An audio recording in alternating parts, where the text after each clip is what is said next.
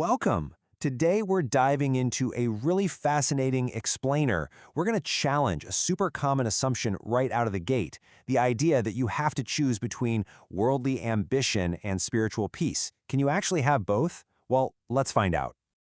A lot of people think desire is the root of all suffering, right? Like if you want something too much, you're just setting yourself up for pain. But looking at the teachings from a special 1992 Kansai seminar, we get this massive paradigm shift.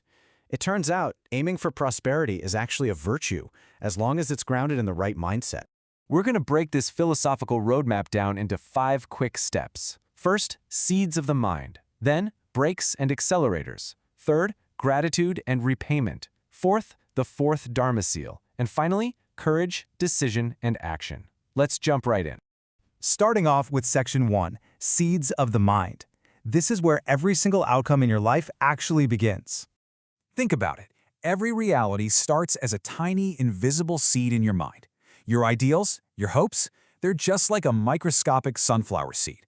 But just like that tiny seed absorbs sunlight and water to explode into a massive 10-foot-tall flower, the thoughts you plant in your mind absorb energy and grow into towering realities. Basically, the seed you choose to plant literally dictates your future. Okay, moving on to Section 2, Brakes and Accelerators.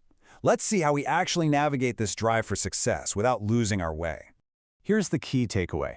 True success isn't about throwing away traditional spiritual teachings. You absolutely need the brake of knowing contentment. But you also need the accelerator, that pure, driven desire for prosperity.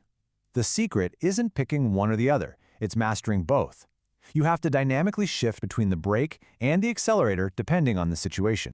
Which brings us to Section 3, Gratitude and Repayment. This is basically your ultimate spiritual safety net. So, let's say you're hitting the accelerator and you're achieving prosperity. How do you stop yourself from crashing? To sustain that success, just feeling thankful isn't going to cut it. You have to step up and actively practice what's called kuyo. This means taking your gratitude and turning it into real, tangible repayment to others and the divine. There are 3 main ways to do this. There's material repayment, where you give wealth or resources. There's ceremonial repayment, showing respect through your actions and manners. But the highest, most revered form, action repayment. That's when you actively spread the truth and help guide others. That action is literally the most powerful stabilizing force for your own success. Now, Section 4, the 4th Dharma seal. This is where we see a massive spiritual paradigm shift. Traditionally, Buddhism relies on the 3 Dharma seals, concepts like impermanence and non-self. And while they're true, they can sometimes lead to a slightly pessimistic vibe, right? Like, the physical world is just suffering and everything fades, so let's just detach and escape it. But here's where it gets amazing. This seminar introduces a 4th seal called Komyo Shogun. Instead of denying the physical world, it's this incredibly empowering call to action. It urges every single one of us to radiate light from our inner Buddha nature, our inner diamond, and actually build a utopia right here on Earth. It's exactly like that famous Buddhist parable of the jewel in the collar. There's this poor man wandering around for years, suffering, completely unaware that a wealthy friend had actually sewn a priceless, literal gem into the lining of his coat. He was rich the whole time and just didn't know it. Your soul is exactly the same.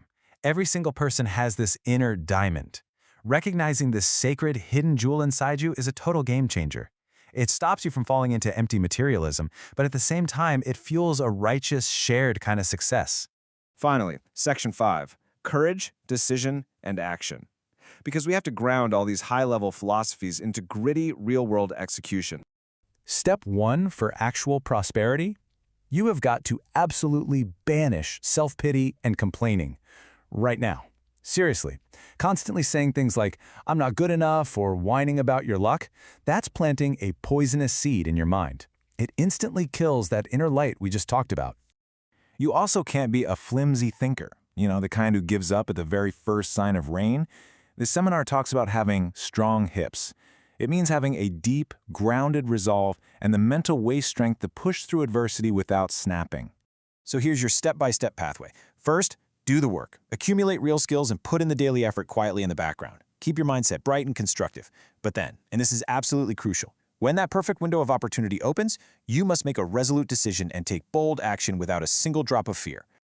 So as you try to balance spiritual peace with your own worldly ambitions, I want to leave you with this one question to chew on. Are you going to leave your inner diamond hidden away, or are you going to finally let it shine? The choice is entirely up to you.